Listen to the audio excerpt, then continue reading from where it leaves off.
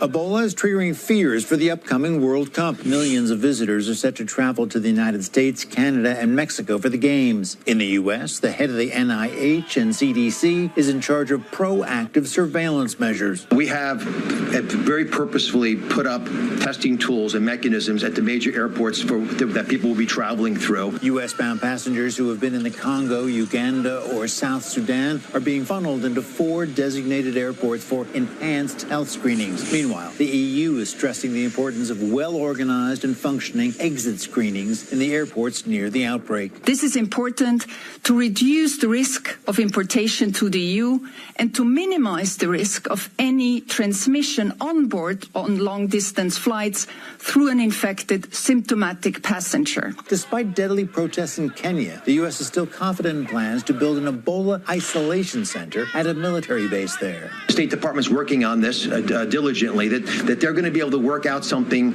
with Kenya. The State Department is also considering naming a point person to coordinate its response to the Ebola outbreak in Africa. I don't want to use the term Ebola czar, but someone with the qualifications to sort of serve full-time in the coordination of the interagency. The Democratic Republic of Congo's pre-World Cup match is hitting a snag.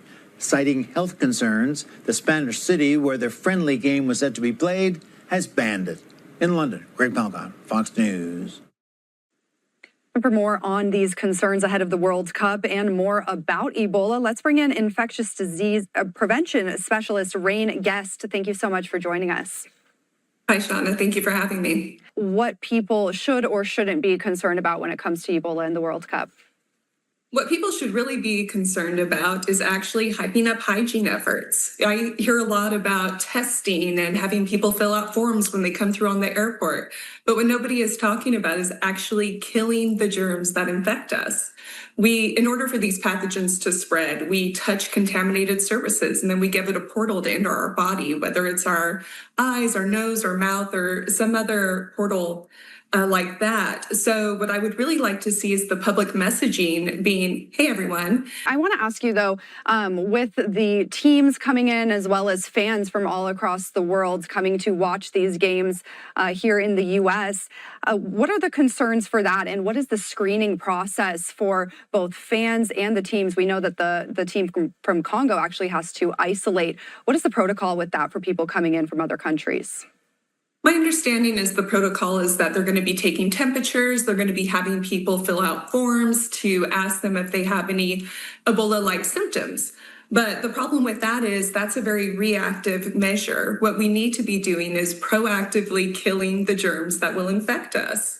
It's just a really big gap that we have in healthcare right now and in the messaging that we're getting from the CDC and the WHO. Nobody is actually talking about killing these germs so that we don't infect ourselves. So what would that look like, getting to the root source of this, as you say? Well, what I can tell you, we've done pilot programs with airports such as DFW, and they're using 10-minute contact time quaternary ammonia products, where you actually would have to let a disinfectant sit wet on a surface for 10 minutes. And in order to do that, you would have to reapply that product 3 times. And nobody does it. We live in a society where we are spraying and wiping surfaces, and that just doesn't cut it. The CDC and the EPA will tell you that disinfectants, which, by the way, are classified as pesticides, are safe and effective if you use them according to the manufacturer's labels. But what nobody is telling you is that if you go look under your kitchen sink, the back of those labels say that that product must sit wet on a surface for 10 minutes in order for it to be effective. Now, we actually developed a disinfectant that kills 100% of pathogens tested for healthcare grade disinfection in under a minute. And that product is actually composed of not quaternary ammonias, but something called hypochlorous acid, which is what our white blood cells produce to fight pathogens. So we actually create that in a machine so that it can be bottled and used throughout facilities or sold to homes to use.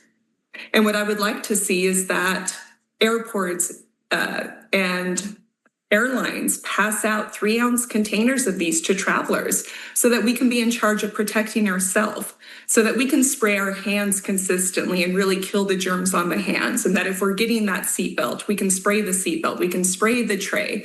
Because the fact of the matter is, you have to kill the germs before they infect you.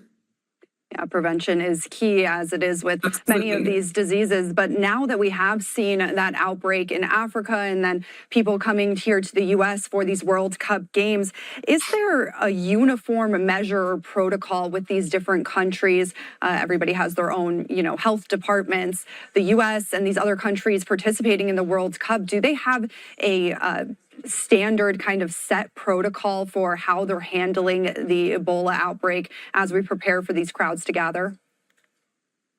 Well, what I'm seeing is that they're doing a lot of contact tracing and they're doing isolation measures if they find that people are potentially infected with it, which is great as a reactive measure. But proactively, we need to be educating people on how to kill germs effectively. And that goes for Ebola, it goes for flu, RSV, pneumonia.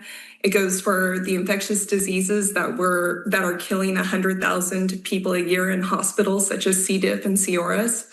We just have a very big gap in healthcare right now and in the messaging from the CDC and the WHO about how to actually prevent the spread of pathogens. And have we seen something like this with these major health concerns surrounding a big sporting event or world gathering like this? We saw back in 2016 with the Olympics and Zika virus. Is this similar, or how is it different from that instance? And how could people protect themselves if they are going to these games? So Ebola is thankfully an enveloped virus, like I said earlier, so it is easy to kill. But if you do get Ebola, it does have a fairly high death rate, unfortunately. And, here in America, a lot of people do have compromised immune systems. So it would be, if Ebola comes to America, we're going to have a really hard time dealing with it. How people can protect themselves. Again, you need to be very conscious of washing your hands, because this is how it spreads, by touching surfaces and then touching your face, your eyes, your nose, your mouth. So really, that is the best that you can do to protect yourself, is ensure that you are killing the pathogens before they infect you. All right. Thank you so much, Rayne Guest, infectious prevention specialist. We really appreciate your time and your input here on Live Now. Thank you. Thank Have you. a good night.